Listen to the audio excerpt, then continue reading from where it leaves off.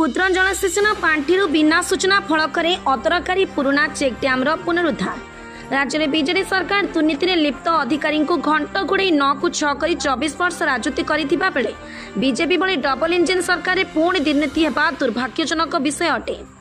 प्रकाश है कि जयपाटना अधीन रेंगेलपाली ग्राम पंचायत रे नूतन चेक डैम निर्माण हेबो किंबा पुराना चेक डैम पुनरुद्धार हेबो ता जनसाधारण को जना नथिबा बेले जयपाटना एमआई विभाग मंत्री राकेश कुमार तरेई पीसी बसवर्ती आसी निर्माण दिन पुराना चेक डैम को सीमेंट खोलारे आवृत कर नुआ रूप देवाकू ठिकादार को निर्देश देथिबार अभियोग सामना को आसीछि। ठिकादार से कार्य चलाचल होई देखा जाउछि।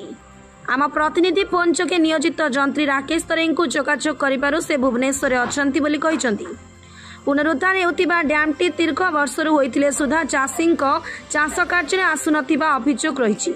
तथापि अजथारे टेंडर पांठिरु सरकारी टंका अपव्यवहार करी डैम कार्य करिबाकू राकेश तरेई नामक जंत्री प्रयास जारी रखिछंती। वर्तमान कार्य शेष हो जाइछि। केवल पीसी अपेक्षा क्षुद्र जलसेचन विभाग जंत्री राकेश तरेई। खबर प्रसारण पर डबल इंजिन सरकार रे प्रशासन की पदक्षेप नेबे एवं लाभकर क्षुद्र जलसेचन जंत्री राकेश तरेई को किभली कार्यानुष्ठान ग्रहण करिबे जनमहल रे देखिबाकू रहिला। परिचय गोपाल धंगड़ा माझी, घर रेंगालपाली। मैं गोटे चाषी चाष काम करछे।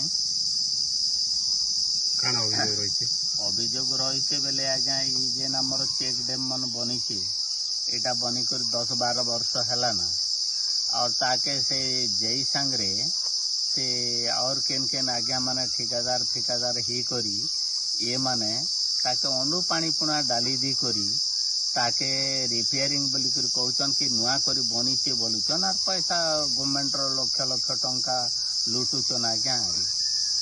जेन चेक डैम ही चाषी के पानी लागी पारु छे बिल्कुल नहीं। आपण माने देखी करी आसन कोनोसी चाषी के सेनो नहीं लागबा, कोनोसी चाषी सेतिर उपकृत नहीं पाई पारबा।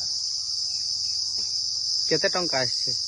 केते टंका आछे आसुथिबा 4-5 लाख तो आउथिबा आका एना तो आमे किछि नहीं जानू आर किछि नहीं सुनलार बोलो तो किंतु जेन पुरना जगह मन की मरामती करी नो एटा सो देखे करी जेन टंका लुटुचन से बाबद रे आमे किछि सारा गांहर लोग के पचारो ना गा जेन जेन भाई माने एदे मंदिर बाबुर जमी अच्छे सेनो पदनाव भक्त आपण जेन रोड रो तलबाट के देखले सेना पदनाव भक्तर जमी अच्छे से मन के पचारन जिसे न जमी रे केते चाषी उपकृत होचन केते चाषी के पानी लागुची से मन के पचारन। प्रकृत रे चाषी उपकृत होचन कि नहीं हेबार? नहीं हेबार आज्ञा टोटल नहीं।